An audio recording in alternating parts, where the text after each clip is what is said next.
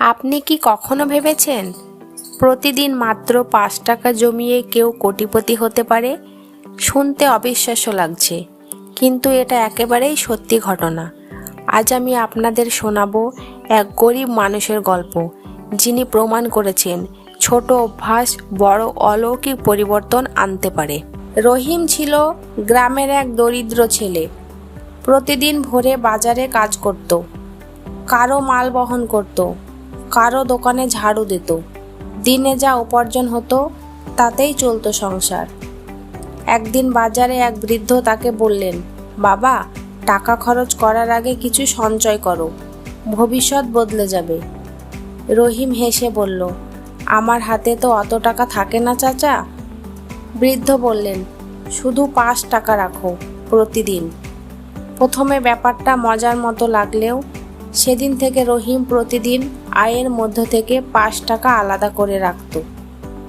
দিন যায়, মাস যায়, বছর যায়, আশেপাশের মানুষ হাসাহাসি করত, এই ৫ টাকা দিয়ে কি হবে রে? রহিম কারো কথা শুনতো না।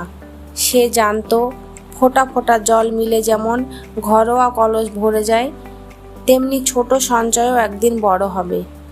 কয়েক বছরের মধ্যে তার হাতে জমল বেশ কিছু টাকা। সেই টাকা দিয়ে রহিম বাজারে ছোট্ট একটা চা দোকান খুলল।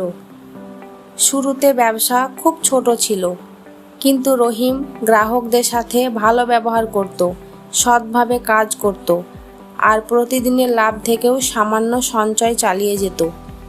দোকানটা ধীরে ধীরে জনপ্রিয় হয়ে উঠল।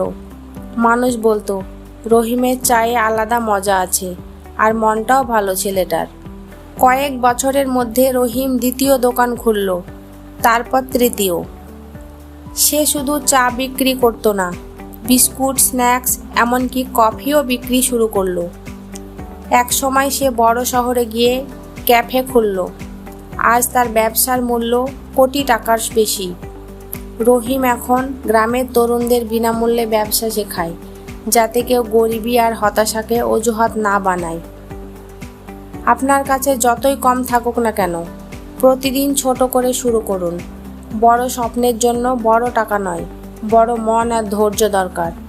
মনে রাখবেন, প্রতিদিনের ছোট্ট সঞ্চয়ই একদিন আপনার জীবনের সবচেয়ে বড় সম্পদ হতে পারে। আজ থেকেই শুরু করুন, কারণ আপনার সাফল্য দিনটা হয়তো আগামীকালই।